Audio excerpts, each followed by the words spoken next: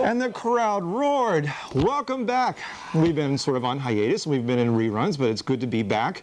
And it's summer, and it's warm, and I had the air conditioning on in the car today, and it was great. I loved it. The breeze was blowing and everything. And here we are in a nice, cool, air-conditioned studio. Welcome to TGIF. My guests tonight are composers, musicians Matt and Barbara Valenti, and yoga instructor Veronica Clayman. We're going to take a quickie break, and we're going to be back in just a minute. Yeah! Yes! Alrighty. Won't you please welcome Matt and Barbara Valenti? Welcome. Barbara, welcome. Thanks for coming on this show. Now, I'll explain right off the bat. We are going to have a musical performance a little bit later on. Yes. Where am I? I switched the camera, isn't it? Right? Yes? I don't. Yes. There it is. I got it. Okay. Now, you're composers. Together, you have written some musicals. Yes? Yes. And you are in the process of writing a new musical. And what's the name of the piece? The one that's going to be presented in February is The Sailing of the Bonnie Ann. Uh-huh. And the one we're working on now is Stage Presence, which is the story of the Warner Theater. Okay, now the Bonnie Ann is what we're going to hear tonight. Is that correct? That's correct. Okay. Now, where do you get your inspiration for the themes for these shows that you're writing? The Bonnie Ann came in an unusual way. I was writing a children's musical and staying up late typing on the computer, and I got so tired I went to bed, and while I was sleeping I dreamed a segment of the Bonnie Ann. And I woke up and I woke Matt up and I said, I think I dreamed a musical. And he said, well, let me wake up and write it down. Go back to sleep first. And write it down in the morning. So I made a sketch of the plot, and we went with it from there. And I wrote the book.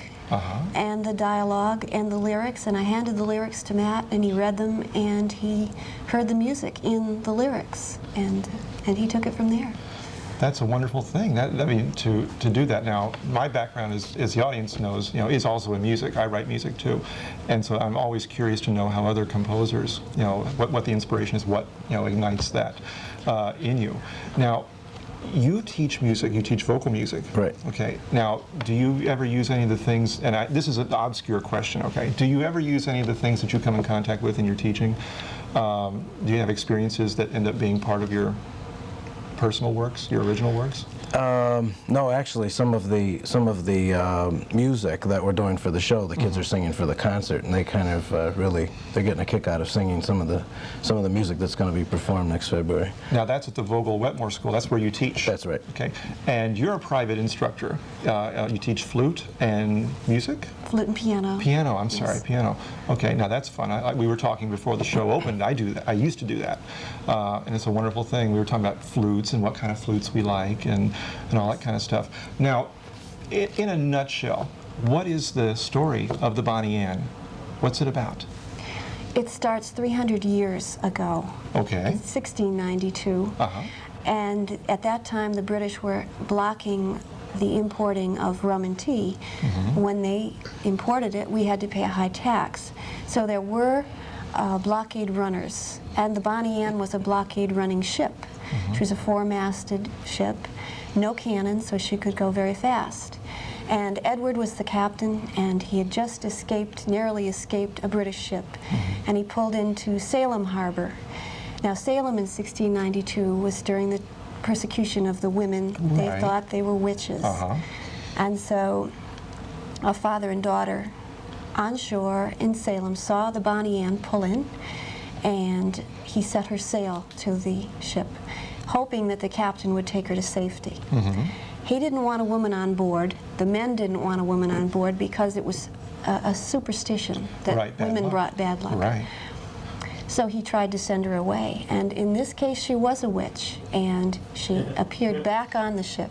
And a storm came soon, and in an incantation, she sent them to Boston, 1992. So they made a they made a 300-year journey into the future, and the story revolves at that point about trying to get back to 1692, dealing with 1992 and the relationships. There was a love triangle that formed, and basically that was it. That's very interesting. Now, when she came to you with this text, what kinds of things were going through your head when you read it? I mean, what were you thinking? Well, I love the story. Barbara is, this is not the first story she's written. She's written for public television and ballets and so forth. So she, you know, she's very talented writing, but I was looking at it and thinking, oh, am I going to be able to come up with music to match this story? Because the story was just great. And then when I sat down with the lyrics and I looked at the way the lyrics flowed on the page, I all of a sudden heard melodies in all the lyrics, and I started just playing them, and she came down the stairs and said, is that one of the songs? And I said, yeah, and it was 10 minutes. You know? and I said, she says, it's gorgeous. And I said, well, then it's probably a fluke. And then I started again, and I did the next song, and the next song came out really nice, and pretty soon we had 14, you know, and that just, you know, within a couple of weeks, I had composed the 14 songs, and we sent it off to copyright. And we were granted the copyright last November, and so we're sailing. Great. Now, not to get off the subject of the musical, but we've touched on something. You've touched on something that I think is interesting and might be of interest to our audience, and that is copywriting a musical work. How do you go about that?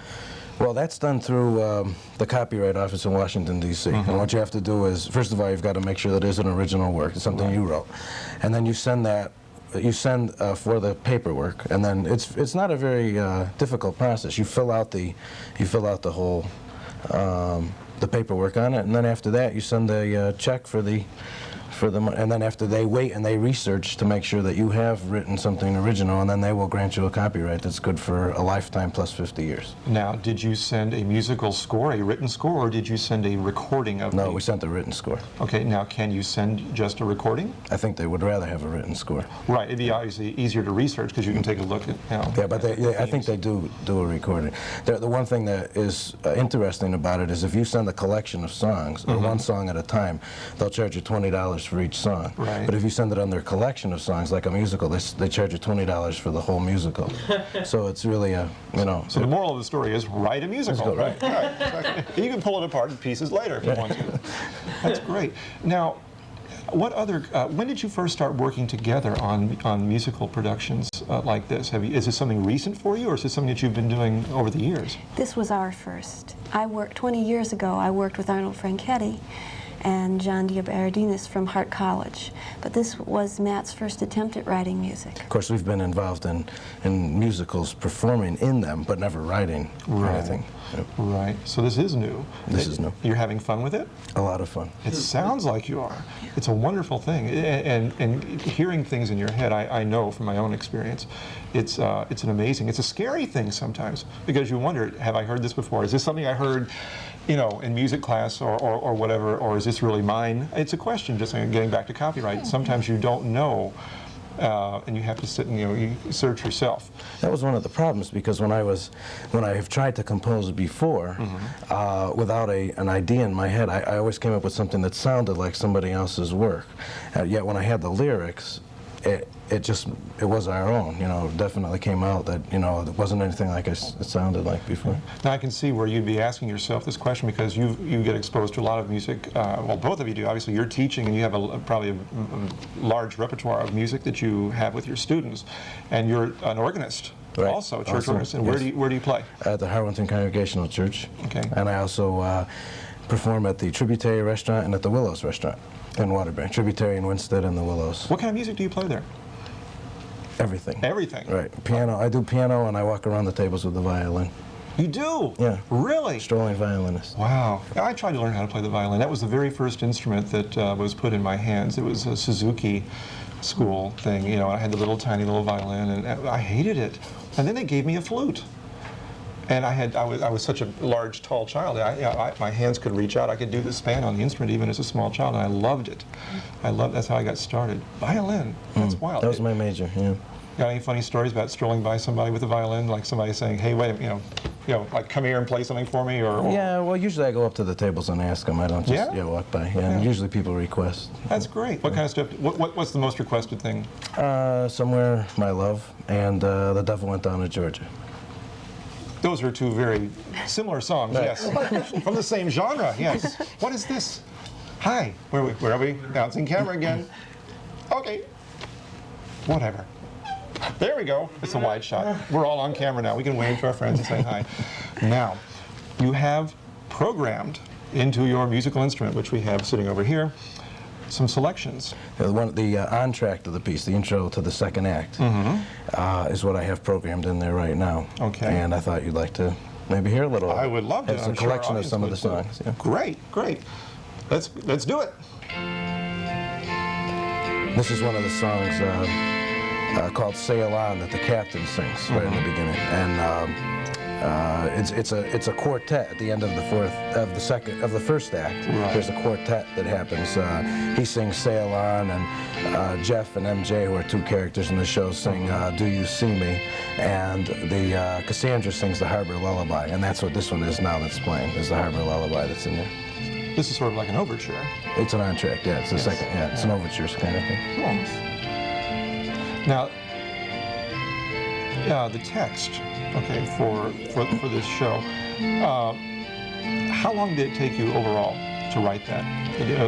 From the time that you had the dream until you gave Matt, the manuscript. How long did that take you? I'd say about a month for the first draft. But we had a read through with 10 critics.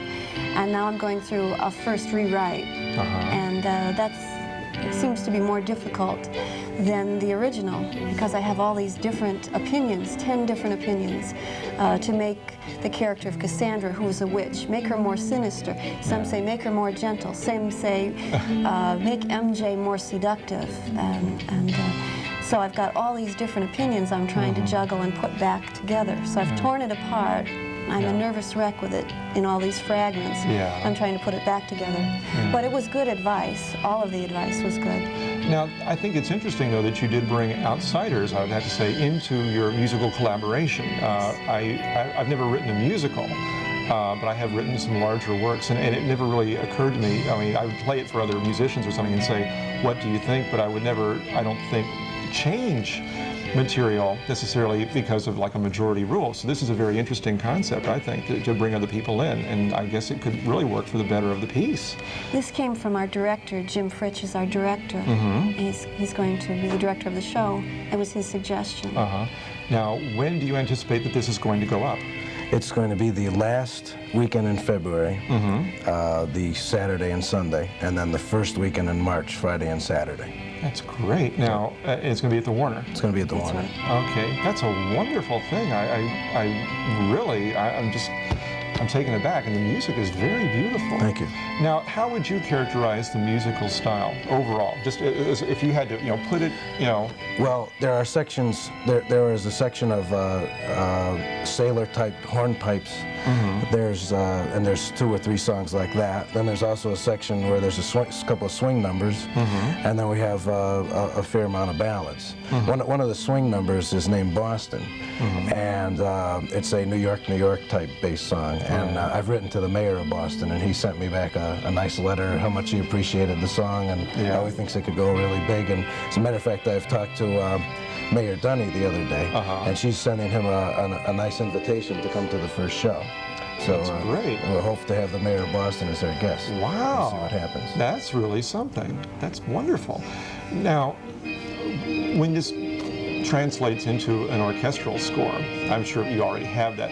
How large is the orchestra for this?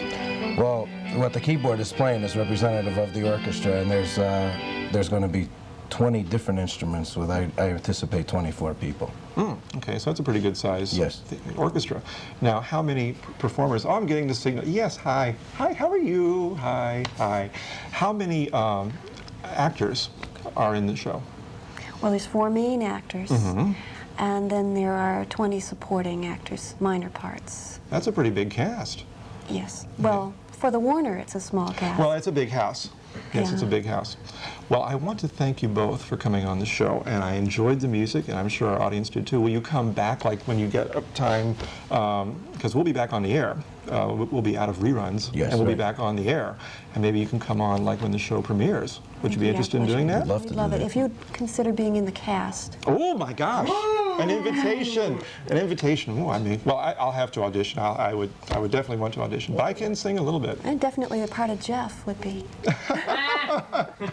Why not? Why not? I want to thank you both. Thank you. Thank you. Thanks for Barbara, inviting thank us. you. Thank you. Thank you. We're going to go to a quick commercial break. Where am I? There I am, right there. We're going to take a quick commercial break. Actually, it's a little longer than normal.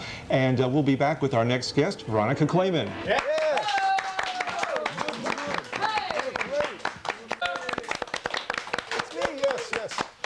Bouncing cameras, I love it. It's the perfect sport for summertime. I love it. My next guest is an instructor of yoga, and it's a specific style of yoga called Kripalu yoga. Kripalu yoga. I almost did it myself. Won't you please welcome Veronica Clayman. Hi, Veronica. Hi. Welcome to TGIF. We're going to talk. We're going to talk yoga, right? Right. Right. What is yoga? Yoga comes from a word that means union, and I see it as uniting whatever is separate. And I Okay. think in today's world we're kind of fragmented. So a good place to start is uniting the body and mind. So that's the overall purpose Yeah. of practicing. Now, when one hears the word yoga, they tend to get these exotic visions of India and difficult positions and people sitting in the lotus position and not ever moving for the rest of their lives and whatever. But it's not like that, right? No, I see Kripalu yoga as yoga for living, and that it's user-friendly, User-friendly, okay. and that it meets your body where you are, and that people come who describe themselves to me as couch potatoes who don't walk or do anything, and they come and they find more mobility, and they find that they're able to do it and actually have some feel-good experiences with it.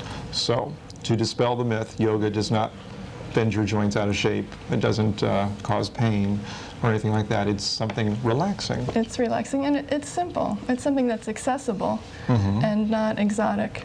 Is it something that anyone of any age pretty much could do in some form or another? Yes. Okay, now you teach yoga at the Litchfield Hills Fitness Center and also at the Pinewoods Tennis Club in Yes. Torrington. Now, do you do individual sessions or do you do classes at these two places? I do classes there, and I see individuals who want private yoga therapy. Okay. So I have office hours for individuals who would like to relax even more deeply with therapeutic touch and my support with them in the posture so they can let go even more deeply. Now, we talked about this before we actually went on the air, and you said you actually hold people. You support them, I mean, like you said, support them, and they, like, what, fall into your arms, and they kind of, what's that like? Well, I'll probably demonstrate a little later on, and you'll get okay. to find out firsthand. But Okay. I offer hands-on assistance so they don't have to do as much work, and I think the comfort and the moral support of having a buddy there helps people relax even more, and they get in touch with perhaps hidden tensions that they might not have otherwise encountered. Ah, now, what got you interested in yoga? Ooh, Ooh, good question. That goes back. it's a story here. Goes back a long time. To make a long story short, I had a professor in Ireland in the 60s who thought I'd really like Eastern disciplines. He was a philosophy and logic professor of mine. And he was right. I got involved, and so that was, I guess, I've been doing formal Eastern practices twice a day for 24 years. And yoga was part of that. And then more recently, I encountered Kripalu yoga, which has a center in Lenox, Massachusetts. And someone thought I'd like that. And about 6 years ago, I got involved. And I found that as a person in midlife throes, that it really met me where I was, that it helped me integrate some emotional pieces that I was ready to address. And it seemed to be, rather than a checkup from the neck up, a more experiential way for me to integrate what was going on in my life. Now, you know, we went to college for our music degrees and all that. Where do you go to study yoga? I mean, like, are there schools, or is this something that you have to learn from a yoga master? I mean, one person, or how does that work? How do you learn, I mean, to be a teacher, I should say, of yoga? Well, I'm a certified Kripalu instructor, and they have programs there, various levels, and it's a minimum 1 month training, and it involves intense study in Lenox, Mass right now. And they're creating different levels of that, level 1, 2, and 3. And I'm also a yoga therapist by profession. I trained in that for over a year. And I'm also a trainer of yoga therapists. So I'm a mentor in my field because I've been involved so long, and it's something that I really enjoy. That's wild. Now, we're going to have a demonstration. We're going to do some yoga a little bit later on in the show. I'm still getting myself psyched up, psyched up for this. I'm thinking to myself, what am I going to be doing? This will be wild. Now, what is? Let's back up a little bit. yoga means union, or it's derived from the word meaning union. Okay, now, how did yoga come about, do you think? I mean, is there a history to yoga itself? There is, and there are different interpretations, of course, because it's 4,000 years old, so I think it's hard. It's been around a while, yeah. I think it's hard to get at the absolute original first story. Okay. But one story is that people were concerned about longevity, quality of life, Sounds familiar. sickness and health, and how to stay healthy and extend the lifespan and enjoy life, enjoying the journey. And so that's one story about yoga, that what is the human possibility, what can human life be, and what's the most that you can get out of it. And one story is that early human beings 4,000 years ago had insight. They might have been seers that could see into the truths more readily, more intimately than we do, and actually cognized that some of these practices support human life in its fullest grandeur. Now, my understanding, and correct me if I'm wrong, was that yoga was somehow, now or at some previous time, connected with religion. Is that true? And I don't mean to get controversial because we're not that kind of show, but I'm just asking. I'm just asking. You know, does it have its roots in an Eastern religion, or is it something that's always been secular? Or has it been considered I haven't been able to science? separate that. I think it's also considered a science. For me, it's been an experiential thing and something that I follow my own experience rather than a teacher or a master. And I've been taught from the beginning to follow my inner experience and to cultivate my inner teacher. Okay. Now, what does meditation, what part does that play in yoga? I understand it plays a very large role in yoga. Am I right or wrong? It can be one branch of yoga, and some people do meditation alone, and some people do yoga and meditate in their lifestyle. What I find in Kripalu yoga is that there's a meditative quality to it because you're encouraged to feel your feelings during the experience and not just drive the body and bend it out of shape, but be very honest about what's going on with it. And Bill Moyers, for instance, and some of the other body-mind experts right now, like Deepak Chopra, are saying that acknowledging feelings can extend one's lifespan, particularly in the case of a cancer patient, for instance. And so Kripalu yoga is a yoga of inner awareness in which you attune to what is actually happening and being honest with yourself about what's the truth in my body and mind right now. And to me, that's fascinating because we often go too fast to feel what's happening in the same frame with the body and mind. But isn't that like a loaded gun? I mean, no, seriously. And you guys chime in here. I mean, on this seriously. I mean, I would think that would sort of be a very touchy issue to have to deal with your inner demons. I mean, When they're coming up during a posture. I mean, it has to do with accepting, like if something bad is happening in your life. I mean, maybe you don't really want to think about it, but you have to think about it. You have to like bring it up into the light. Ugh. What a thought!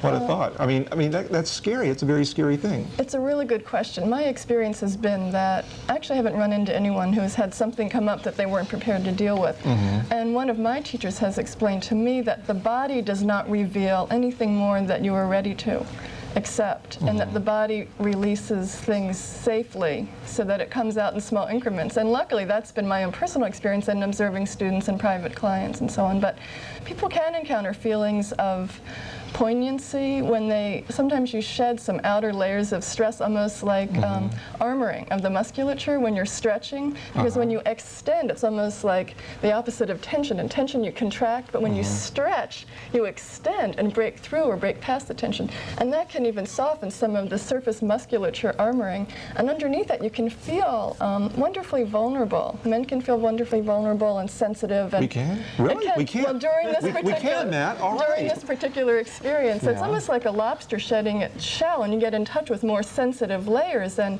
sometimes people have tears come to their eyes, or they'll feel a feeling of release or relief. And sometimes people feel giddy or laugh, or they might feel a little sad. They might get in touch with some unresolved grief and feel like they are giving it that there's a moment to allow that. By stopping and slowing down, you create time to deal with undigested experiences by devoting a little bit of time to that. We're getting friendly hand signals. I love it. You want to come out and say hi? No, she never wants to come out and say hi. Darn. Well, maybe next season. How about that? Ah! Okay, we need to take a quick commercial break, and then we're going to come back, and I think, are we going to do, yes. Yes. We're going to do some yoga. Countdown. He did you. Here we are. Sorry. Hi. Hello out there in TV land. Do attempt this at home. Okay, we're all going to have fun together. Okay, Veronica. I'm on. Hi. Hi. Hi. Okay, what are we going to do? We're down on the floor in case you can't tell. Hi. Well, we're going to do a mini yoga class. Okay. Mini. And we're going to start with the cobra pose. And, Cobra. Okay. And it gets you to get in touch with your primal self. Okay, that sounds Something good. I that could use gets that. down on the floor and gets into the nitty-gritty of things. Okay. So you start by bringing your hands just shoulder level, and Shoulder invite level. everybody to join us. Okay. Chin to the center, Chin to the center, and looking forward. looking And forward. stretch your toes back behind you. Okay. Lengthen the legs away from you. Okay. And then squeeze under the buttocks. Squeeze my butt. Yeah, lower buttocks. And then lengthen out of your torso without using your hands. Extend your chest forward, keeping your elbows tucked in to your sides. Lengthen the chest forward. Breathe. Drop your shoulders away from the ears. Good. Breathe. Deep breathing from the belly to the upper neck, upper chest ribs.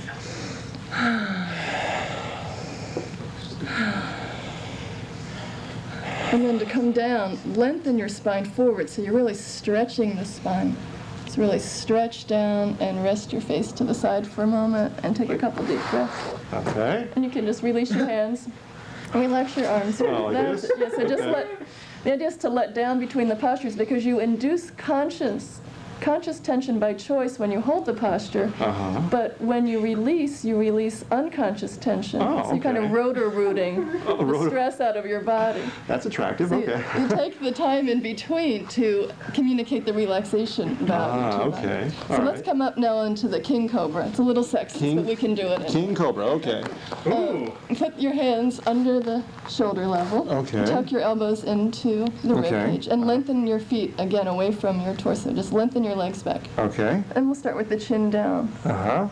And so lengthening the legs back, squeeze up under the buttocks, tightening the muscles of the lower back. And then this time press into the hands. Press into the hands, coming up, you can come back as far as maybe the hip bone, lengthening the chest. So really extend your chest. This way you get a nice elongation in the spine. It's wonderful for the back. And drop your shoulders away from the ears. See if you can relax. That's it. Doesn't that feel better? Yeah. Relax your shoulders away from the ears. And take a couple breaths from the belly to the top of the chest.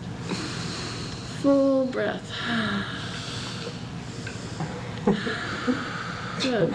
Another breath. Can you hold like that? And then to extend down, press your hands into the mat and lengthen forward. So as you elongate the spine coming down, you have a nice stretch out of that spine, which gets sometimes Oh, yes. beaten down by. Oh, So it feels good when you stop. yeah. Relax your face to the side and Okay. just take a couple breaths. Good. That's great. Very good. And that's okay. Let's come up Okay. and we'll stand up and do some standing yoga, which puts when you do the standing yoga, it puts you into your kind of sense of taking a stand Okay. in life, and the floor postures put you in touch with. Do we need to some move the things. mats out of the Yeah, way? I think that might be a good idea. Okay, we can do that. All right. So we're going to do what's called the warrior pose, which is kind of a lunge, kind of like that. But I'll kind of walk you through it. Okay. In fact, we'll start with mountain pose, and we always start by creating balance with the feet by bringing the feet parallel. That's Like it. this? That you feel much more planted when your feet are parallel than they are out. It kind of gives you more. It is different. It feels, yeah. It's a different feeling. Yeah, it is. But there's more balance. You're less tippy than when your feet are out. Okay. All right. So we'll start from the base of standing postures, which is the mountain pose. Okay. So start by pressing your feet down. Pressing your feet Yeah, just down. imagine pressing the feet down and breathe. And then squeeze under the buttocks to lengthen yourself out of the Oh, there's that butt torso. squeezing. Okay. That's right, and let that lengthen you, lift you out of the waist as you do that. And then lengthen up through the crown. Good. And keep your chin dropped, but just parallel. That's it. So you're pressing up here, but your chin is just parallel. Okay. And then you just relax your shoulders. Doesn't that feel better? Yeah. And then keep a press in the fingers toward the floor, like you're stretching the hand down. So you're pressing into the feet, squeezing under the buttocks, lengthening out of the waist. You feel that lengthening, lifting the chest, relaxing the shoulders, heads pressing, and then breathe from the lower abdomen to the top of the chest. Controlled musical breathing, yes. Yes, deep breath. Sometimes that's called ocean breath when you hear that sound. Relax. Breathe and relax. Good. And then just bring your arms up by your ears. Bring them back straight up. Extend up. Lengthening up. I'm hitting the lights. That's good. We're too tall, would say. That's great. And then on a big inhalation, take a giant step with your right foot. Big lunge. Bring the knee. Good. That's perfect. And then lengthen up. That's it. Lifting up out of the crown. Good. Breathe from the belly. Same deep, complete breath. Good. Smile. Keep lengthening that back leg and the back. That's it. Heel lifted, but press into it before. And then spring back up. The breath. Take a breath and relax. Good. And we'll go to the other side. How you doing? Good so far. I haven't passed out yet. Okay. So Okay. take an inhalation, lengthen up. Big step with the left foot. And that's, Oh, okay. I get. All right. All right. that's it. So lengthening up, pressing up, keeping your elbows straight. Good. Press the back heel down so you get an extension in the leg. And then relax and hold while you breathe from the belly. See if you can relax into it. Maybe drop down a little lower. Body-wise, Yeah. that? Okay. Yeah, that's it. And keep the extension in the back leg. Good. Lengthening through the crown and the fingers.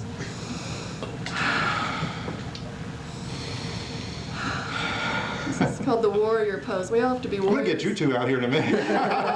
Matt and Barbara will come on and do the breathing with us. Yes. And come up, springing up. Lengthen up one more time with an inhalation. Press up and then stretch your arms out and down, keeping the stretch all the way through. Yeah, that's it. Slowly lower. Deep breathing out. Yeah. How you doing? Good, You see good. how consciously inducing tension by holding the posture can go under that and release even more than the tension you brought in. Yeah. Does that make sense? It does make sense. Or does your experience back that up? I've had relaxation techniques, but it was a long time ago. It was a similar sort of thing where you tighten up various parts of the body one at a time and then release them. So I'm familiar with that part of the technique, but it does. I mean, I'm getting a little more fluid here. Yeah. Yeah, and the idea is to have a fluid spine out of which flows a flowing life. Okay, now, does this have anything to do with chakra? Chakra, the chakras. Okay. Why don't you tell me more? Why don't you tell me more about chakras? I don't know. Oh no. No. Oh well. I've read Shirley MacLaine. I know about these things. No, but I mean, I don't know if this is true or not. It's just something I've read that throughout the spine, from the top to the bottom, there are centers of different kinds of energy. This is a theory, and they're called chakras. Yeah. And that doing various exercises increases the energy flow out of those It chakras. balances and harmonizes. Right. I mean, some of them are connected with illumination, digestion, Right, exactly. emotional center in the heart, the And- center of speech and Yeah. self-expression in the throat, and the Right. learning centers. Right, exactly. So the postures, usually a yoga session covers the lower body and the upper body and so on, and all those parts come into balance because they all get activated and worked on together. Great. See, I actually knew something. Yeah, that's great. I feel good. Would you like to try a gentle experience of yoga therapy? It involves some Sure. therapeutic touch and supporting the posture. I'd like to ask people's permission before I do that and be appropriate. Yes, Dun, yes, dun, that's dun, fine. dun. No, we're Remember, good. you agreed. Okay, Just- so you agree. So here's the mat. I think you should come on the mat then Okay, and great. just rest down. We're going to do the cobra, but this time I'll be holding your hands behind your back and offering you support. Okay. And I'll just take what you offer rather than bring you into the posture and bending you with a goal. In yoga therapy, the yoga therapist has no goal but to support the person's process. Okay, You might now, want to come back a little further so that you can rest your chin. This oh, You okay. can rest your face. And I thought the facelift exercises were. Just, Anyone out there remember that? So just rest your head on the side for a second. On the 'Cause we'll side. just kind of prepare by On the side. and just prepare by breathing with the client for a while. So breathe from your belly to the top of your chest. That's it. Deep, deep breathing. You can't overdo the breath. The diaphragmatic breathing creates relaxation because the diaphragm is networked to every muscle and organ in the body. So it oxygenates every cell when you have proper breathing. Considerably adds to the relaxation process. Good. How are you doing? Good, good. Okay, so we're going to do the cover, but this time with assistance. So what I do is you can let me do the work for the most part until I tell you what to do. Okay. So just keep breathing. That's your only job. Okay, just breathe. Just breathe. Don't croak. Just breathe. Good. So we're going to come into the cobra again, which means lengthening your legs back again. And take my arm. Just squeeze my wrist a little bit. That's it. And squeeze the other one. Okay. And now bring up a squeeze in the buttocks and lengthen your spine forward and bring your head to center and extend your chest forward. That's it. And just coming up into the cobra. Extending the chest forward to the opposite side of the room. Okay, come on. And breathe. Just imagine your heart. That's it. You can close your eyes and breathe. That would be good. It's more restful. Deep, deep breath.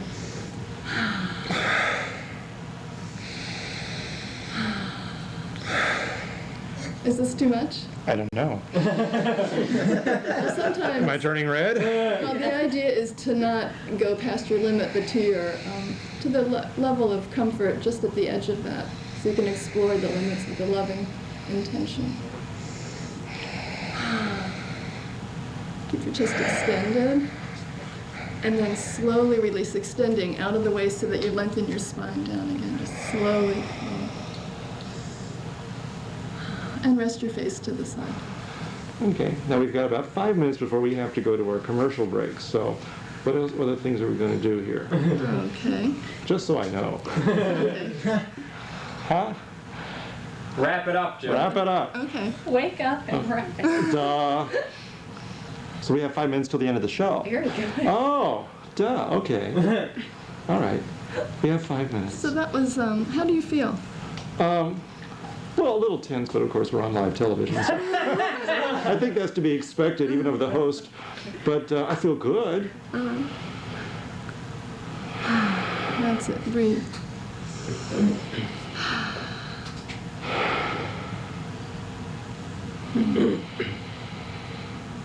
And when you're ready, just gradually sit up. Just take your time to come up.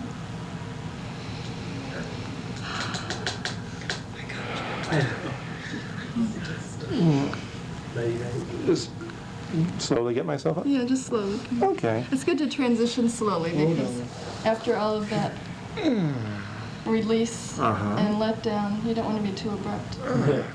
You want to respect the body, the state that you. That's a great deal of what's in the philosophy, too, really, is to listen to the body. That's it. It's the Right. body listening. Yeah. Not to fight against it, but to go with it, or at least find out where it's going so you can, do something right.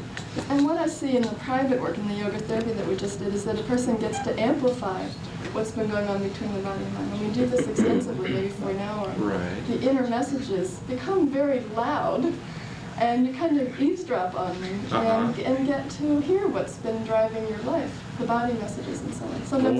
Sometimes you'll hear that there's a tug of war going on. That's a theme that's, and that you might see that's a theme that's for you. Oh gosh. And sometimes the clarity within it is contained kind of some adjustments present themselves just by getting that much clarity. Wow. It's decongesting of the mind and the body. Now we've got about 3 minutes. Is there anything else that we're going to do? Do you have any areas that you chronically, like maybe neck or shoulders, that you chronically feel? Neck. Oh, good. Big time. Okay, this is a wonderful neck exercise. You bring your right hand over and place your hand on the ear. On the ear.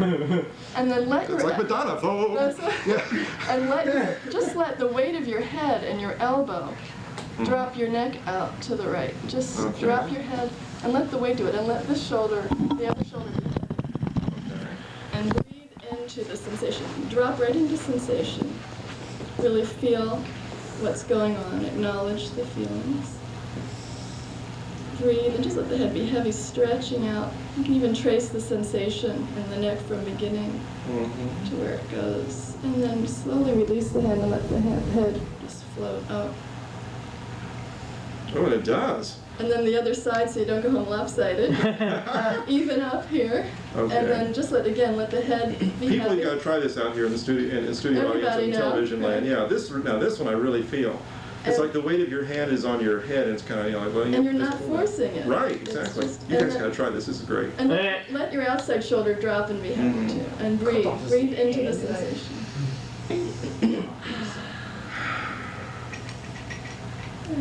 And when you're ready, just slowly release and come back. And if there's time, we can do this. 1 minute. We have 1 minute. If there's time, you can do the forward where you put both hands up and drop the head for a second. Just drop the chin and let, again, the weight of the head. Oh, get that close up here. Weight of the head stretch out. Weight of the arms. Snap, Very natural. crackle, pop. And then slowly release. Chuck the head. That was great. Thank you very much. Thank you very much. I'm glad you liked it. Yeah, I feel like all loose and all that kind of good stuff. Gee, where's the camera? Which camera's on me? Who knows? I just got, yeah, what do you mean, who knows? Where am I? Right here. No, Okay. not anymore. Now No, you're here. I'm right here. I'm right there. Hi, out there in TV land. I'm very relaxed now. I feel very good. Veronica, I want Now to he's thank there. you for coming on the show. Matt and Barbara Valenti, thank you. I hope that you come back and see us in February when the show opens. That's the Sailing of the Bonnie Ann. Right. Bonnie Ann, right? Okay. And where's the camera? Where's the camera? Which one? Which one? Right here. Yes. There hi. you go. And out there in TV land. Hi, Pat. How's it going? We'll see you soon. And we'll see all of you soon on TGIF.